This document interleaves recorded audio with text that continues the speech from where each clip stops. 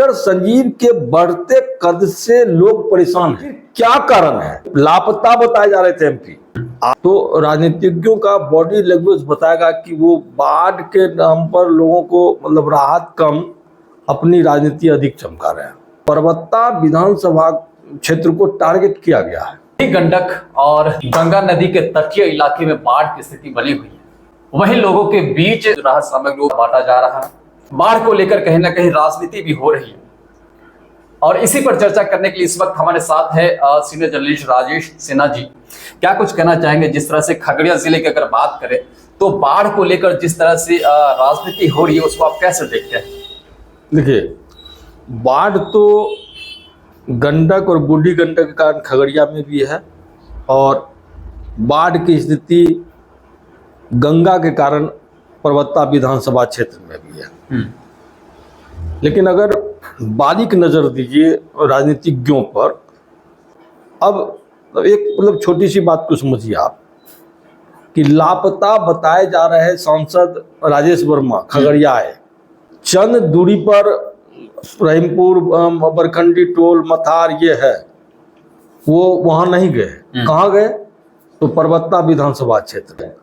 और सबसे बड़ी स्थिति यह है कि इस बात की जानकारी जैसे ही परबत्ता विधानसभा को लीड करने वाले विधायक डॉक्टर संजीव तक पहुंची तो उन्होंने भी अपनी रणनीति अपनाई और एमपी से पहले उन्होंने दौरा शुरू कर दिया। सवाल यहाँ दौरा का नहीं है, इसको करीब से समझिए कि परबत्ता विधानसभा क्षेत्र को टारगेट किया गया है। लोकसभा चुनाव के दौरान राजेश वर्मा जो अभी आपके एमपी हैं, इन्होंने कितनी बड़ी राजनीति की या वहाँ के जो विधायक हैं उन्होंने क्या किया, ये इस पर अगर नहीं भी जाते हैं तो सवाल यह उठता है कि जो बाढ़ राहत शिविर है वहाँ 2म दर्जे का भोजन मिल रहा है बाढ़ प्रभावित लोगों को, उस पर राजनीति मतलब उस पर उसमें कोई सुधार नहीं हो रहा।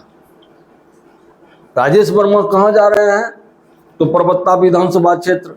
क्या कर रहे हैं वो? तो नौका विहार कर रहे हैं। क्या कर रहे हैं वो? तो एक तस्वीर जारी कर रहे हैं किसी ये राहत शिविर में भोजन करते हुए। सोशल मीडिया पर काफी वायरल भी हुआ था। अब ये हमको समझाइए आप। और उसके बाद प्रेस कॉन्फ्रेंस करते हैं। प्रेस कॉन्फ्रेंस करके एक सर्टिफिकेट भी देते हैं वो कि मतलब मैंने जहाँ भोजन किया वो स्वादिष्ट था, बढ़िया था। तो अंदाजा हम लगाते हैं कि और जो शिविर है वहाँ भी मतलब भोजन स्वादिष्ट ही होगा। अब इनको कौन समझाए कि आप व्यवसायी हैं, आप एक व्यवसायी हैं। बात अलग है कि खगड़िया की जनता ने आपको नूरे नसीर बना दिया, आप एमपी हो गए। आप एक जनप्रतिनिधि बनने में, एक समाजसेवी बनने में थोड़ा वक्त लगता है। व्यवसायी आप भी बन सकते हैं, हम भी बन सकते हैं। व्यवसाय हम भी शुरू कर सकते हैं, आप भी शुरू कर सकते हैं। समाजसेवी बनना, जनप्रतिनिधि बनना एक तपस्या है। जनप्रतिनिधि लोगों ने आपको बना दिया, आप एमपी हो गए। अब आप हमको एक ये तो समझ में नहीं आ रहा है कि आप एक शिविर में जा और चलिए, आप अगर भोजन चखने के लिए ही गए तो चखना मतलब देसी भाषा में उसको गौर करिएगा, मतलब चखने के लिए चखना। तो चखने के लिए चखना, एक कौड़ में ही आप अंदाजा लगा सकते थे कि यहाँ का भोजन स्वादिष्ट है या नहीं है। मतलब पूरी थाली, पूरा प्लेट या पूरा पत्ता भोजन लेके आप क्या साबित करना चाहते हैं? यहाँ राजनीति उलझ चुकी है। बाढ़ के नाम पर बड़ी राजनीति हो रही है। इसको समझना पड़ेगा कि डॉक्टर संजीव को चित करने की कोशिश अभी से शुरू हो गई है। डॉक्टर संजीव को चित करने की कोशिश उस समय भी हुई थी जब ये चौधरी महबूब अली कैसर थे एमपी। आज भी कोशिश हो रही है। अब क्यों हो रही है इस पर हम कभी और बात करेंगे, लेकिन इस बात को मान लीजिए आप कि डॉक्टर संजीव के बढ़ते कद से लोग परेशान हैं। क्या कारण है? लापता बताए जा रहे थे एमपी। आपदा के समय गायब थे। जब पानी घटने लगा और लगा कि लोग अब सामान्य स्थिति में आ सकते हैं तो एमपी आए। एमपी आए तो गए कहाँ? सीधा परबत्ता विधानसभा निकले। अगर इस ढंग की बात है तो कहीं ना कहीं यहाँ के जो प्रशासनिक व्यवस्था है कहीं ना कहीं वो भी प्रभावित है, राजनीतिक से ओतप्रोत है क्या? कि जैसे ही मतलब अगर नजदीक की बात करें तो कहीं ना कहीं खगड़िया मुख्यालय से सटे हैं रहमपुर, यहाँ जिलाधिकारी नहीं गए लेकिन डायरेक्टली विधानसभा क्षेत्र में परबत्ता विधानसभा क्षेत्र पहुंच जाते हैं, वहां का दौरा करते हैं। तो कहीं ना कहीं अगर दोनों को देखा जाए तो क्या लगता है आपको, ये कहीं ना कहीं बाढ़ की ही राजनीति चल रही है क्या? देखिए, हम पुख्ता तौर पर नहीं बोल सकते हैं कि डीएम हेलमेट लगा के मोटरसाइकिल भ्रमण करके खगड़िया ऐसी भी बातें सामने निकल कर आ रही है। हाँ, तो अब देखिए, सब कुछ समझना पड़ेगा आपको कि मतलब हर मतलब चाहे मतलब पॉलिटिशियन हो या प्रशासनिक पदाधिकारी हो, सभी लोग खुल के वहां जा रहे हैं। परबत्ता विधानसभा क्षेत्र में, खगड़िया विधानसभा का कुछ क्षेत्र प्रभावित बाढ़ से हुआ है और बाढ़ इतनी प्रलयंकारी भी नहीं है कि लोगों का जीना दुश्वार हो जाए। देखिए, जो नदी का तटीय इलाका है उनके नसीब में लिखा हुआ बाढ़, सालों साल बाढ़ आता ही आता है और उन लोगों की नियति बन चुकी है बाढ़ झेलना, बाढ़ में रहना, बाढ़ में जिंदगी जीना। उन लोगों की मतलब ये सब उनकी आदत में है। सवाल यहाँ पर बाढ़ नहीं है, बाढ़ के नाम पर यहाँ राजनीति है। अब यहाँ के डीएम है, सभी के लैंग्वेज को पढ़िए, सभी के विज्ञप्ति को पढ़िए। तो अमित साहब क्या किए, बाढ़ का कब निकले, जब हंगामा शुरू हुआ, जब रोड जाम होने लगा, प्रभावित लोग मतलब कराहते प्रभावित लोग जब रोड जाम करने लगे तो खगड़िया के डीएम निकले तो गए कहाँ?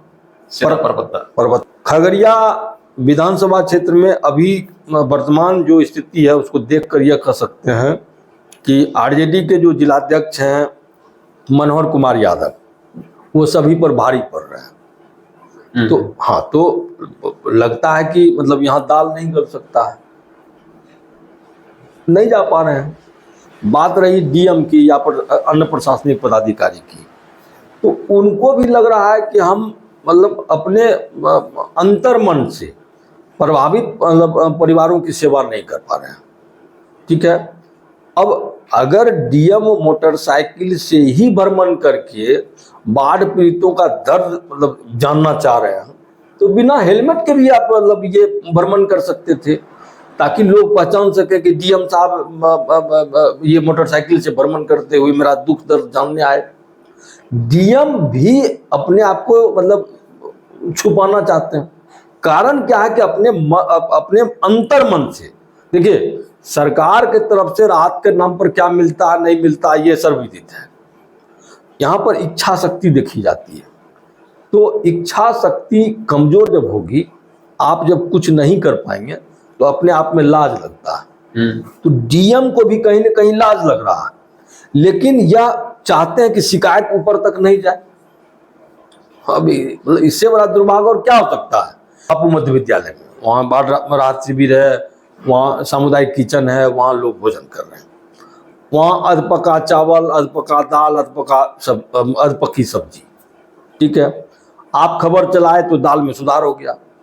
सवाल यह नहीं कि सुधार हो गया, सवाल यह है कि वो जो डुप्लीकेट या द्वयम दर्जे जो भी कहिए का जो दाल जो उपलब्ध कराया उसके पीछे कौन था, क्या इसकी जांच होगी? हम ये नहीं बोल रहे हैं कि मतलब डीएम साहब कमीशन खाते हैं, कहीं सप्लायर है उससे प्रभावित है तब तो सिर्फ दाल बदल दिए, चाल तो नहीं बदला। अरे देखिए, डीएम अगर सही में मतलब डीएम की इच्छा शक्ति अगर मजबूत होती तो वो सबसे पहले इस बात की जांच करते कि दाल जो द्वयम दर्जे का था कहां से आया, किसने उपलब्ध कराया, उस पर कार्रवाई करते। तो डीएम एक लाइन क्या किए कि दाल मतलब ना बांस रहेगी ना बांसुरी बजेगी, दाल तो हटवा ली, चावल कहां हटवाइएगा? ब्रांडेड बोरा ब्रांडेड है और उसके अंदर जो माल है ना वो इसके इशारे पे। जैसे जहाँ कम्युनिटी शिविर लगा था उसमें देखिए बड़े लोगों के लिए भोजन की व्यवस्था थी, इसमें कोई दो राय नहीं है, चाहे जैसे भी भोजन हो। लेकिन जो नौनिहाल हैं क्या उनको भूख लगती नहीं है? जो दूध पे ही डिपेंड है, आश्रित है, क्या उनके लिए कोई व्यवस्था नहीं सरकार दे सकती थी? या सरकार के अगर गाइडलाइन में है या नहीं है पता नहीं, लेकिन उनके लिए व्यवस्था होनी चाहिए। क्या वो पानी पी के रहेगा? देखिए, सबसे बड़ी बात है क्या कि दर्द, मतलब आपके दर्द को हम समझें, उससे पहले क्या है दर्द को हम महसूस करें, और दर्द महसूस करने की बात जब आपके दिल से निकल जाएगी ना, आप मदद नहीं कर सकिएगा।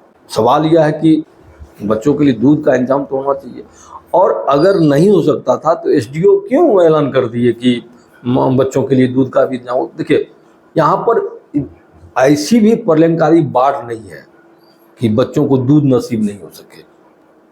ठीक है, हम खुल्लम खुल्ला बात कर रहे हैं।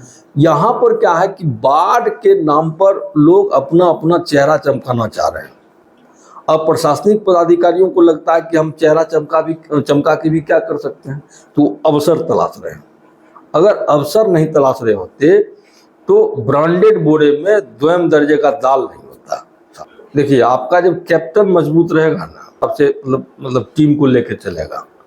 डीएम साहब की इच्छा शक्ति बहुत मजबूत नहीं है। अगर इसी समय आलोक रंजन घोष होते तो इन लोगों की शिकायतें आप तक नहीं पहुंचती। आलोक रंजन घोष तो ठीक है, फर्स्ट टाइम यहाँ पर डीएम जिलाधिकारी बन के आए, लेकिन जो अभी वर्तमान के जो जिलाधिकारी है अमित जी, वो पूर्व में भी यहाँ पर एज एन एसडीओ रह चुके हैं, उनको तो यहाँ का सारा सिस्टम पता है। अब आप जिलाधिकारी बनकर आए हैं तो आपको और ज्यादा अनुभव होना चाहिए और गतिशील तरीके में काम होनी चाहिए थी, क्योंकि आपको पूर्व से भी कुछ जानकारियां हैं यहाँ पर। देखिए अमित जी, देखिए मैं बार बार बोल रही, इच्छा शक्ति मैं क्यों बोल रहा हूँ।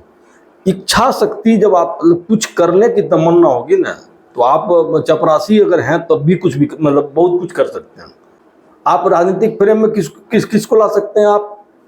मनोहर यादव, शिक्षक नेता मनीष कुमार सिंह, चंदन यादव जो कांग्रेस के हैं, डॉक्टर संजीव, एमपी राजेश वर्मा, उसके बाद तो कोई कोई फ्रेम में है ही नहीं। खगड़िया के एमएलए गायब हैं, अलौली बेलदौर विधानसभा के विधायक को इससे मतलब नहीं है, चूंकि कोसी बागमती ये सब प्रभावित नहीं किया, यहाँ पर गंडक और गंगा की बात है। पर संजीव के इलाके में दाल नहीं गल रहा है एमपी का, लेकिन दाल गलाने की कोशिश कर रहे हैं। राजेश वर्मा को पता है कि परबत्ता विधानसभा क्षेत्र में उनका दाल गलने वाला नहीं है। दिशा निर्देश एमपी भी जारी कर रहे हैं, दिशा निर्देश परबत्ता विधायक डॉक्टर संजीव भी जारी कर रहे हैं। दोनों के दिशा निर्देश में से किसका पालन हो रहा है ये देखना होगा। वहाँ के विधायक डॉक्टर संजीव हैं, वहाँ के एमपी भी वही है। मतलब वहाँ किसी भी राजनीतिक का दाल गलने वाला नहीं है संजीव कुमार के अलावा, यही कह सकते हैं आप? राजनीतिक छोड़िए, प्रशासनिक पदाधिकारियों का भी दाल गलने वाला वहाँ नहीं है। वहाँ डॉक्टर संजीव जो कहेंगे वही होगा। एक तरफ से उनका दबदबा है पूरे वोट बैंक पर, पूरी तरह से देखिए, वहां आपको परबत्ता विधानसभा में डॉक्टर संजीव हो गए और खगड़िया विधानसभा में मनोहर कुमार यादव हो गए। ये हो गए पेंडुलम। एमपी हो गए पेंडुलम। ये पेंडुलम है, डोल रहे हैं। को देखिए, मजाक का विषय बन गए। लापता एमपी आए जरूर, खाली हाथ आए। इनको इनका प्रतिनिधि समझा रहा है। अब इनके फंड में क्या है नहीं है क्या कहेगा? ये कौन बता सकता आपको कि क्या कर सकेंगे?